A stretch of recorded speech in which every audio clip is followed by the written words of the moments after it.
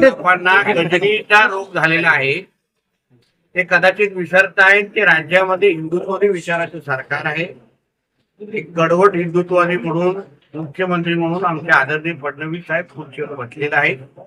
काही हिंदू समाजाच्या लोकांना, कुटुंबांना व्यवसायाच्या नावाने अन्य कारणांमुळे त्रास देण्याची काही घटना या आपल्या या भागामध्ये घडल्या. त्या पीडित कुटुंबांना मी आता भेटायला आलेलो होतो. त्यांना विश्वास देण्यासाठी आलो होतो. हे हिंदुत्ववादी विचाराचं सरकार आहे. या हिरव्या सापांची वळवळ पाकिस्तानमध्ये चालणार, आमच्या हिंदू राष्ट्रामध्ये चालणार नाही. आणि म्हणून हे सरकार त्यांच्या बरोबर आहे, त्यांना ताकद देण्यासाठी आहे. आज आम्ही हिंदू समाजानेच आम्हाला आशीर्वाद देऊन आम्हाला सरकारमध्ये बसवलेलं आहे. आणि म्हणूनच त्यांना कुठलीही चिंता करण्याची गरज नाही. आज जसं सरकारमधला मंत्री म्हणून मी त्यांना विश्वास देण्यासाठी आलेलो आहे, तसंच आमचं देवाभाऊचं सरकार हे पूर्ण ताकदीने या भागातल्या हिंदू समाजाच्या बरोबर उभा आहे, हा संदेश देण्यासाठी मी आलो. सर, आता 2-3 दिवसात बकरी सण आहे. मोठ्या प्रमाणात बोकड वगैरे कापण्यात येत आहे. पॅरे खाते अल्पसंख्याक आयोगाचे अध्यक्ष आहेत. त्यांनी काल एक असं सांगितलंय, मी फडणवीसांनी गडकरींसोबत फिरतोय, त्यांचा तरी संस्कार घ्यावा देतेच नाही असं त्यांनी पाहिजे. ते फिरत असले तरी पण मी फडणवीस साहेबांच्या मंत्रिमंडळामध्ये आहे.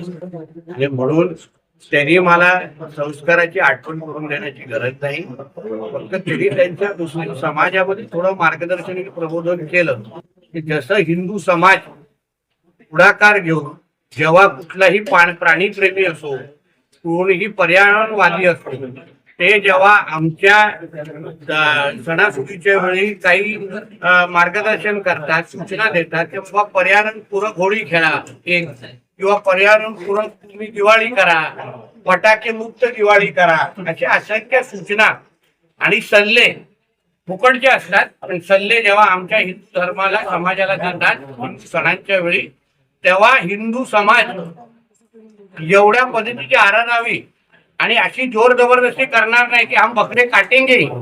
तेव्हा आम्ही पुढाकार घेऊन, समजुती घेऊन आम्ही भूमिका घेतो, चला पर्यावरणपूरक होळी खेळू. पर्यावरणाला अगर त्रास होत असेल, पर्यावरणपूरक किती आमच्या हिंदू धर्मामध्ये, संस्कृतीमध्ये त्या महत्व असलं तरी, त्या फटाके वाजवण्याला महत्व असलं तरी, आता गणेश चतुर्थीच्या वेळी अशा पद्धतीची मूर्ती बनवा, पर्यावरणपूरक विसर्जन करा, अशा असंख्य सल्ले आम्हाला मिळतात. तेव्हा हिंदू समाज अशा पद्धतीचा थैथयाट करत नाही, तमाशा करत नाही. जसे ह्यांचे मूल्य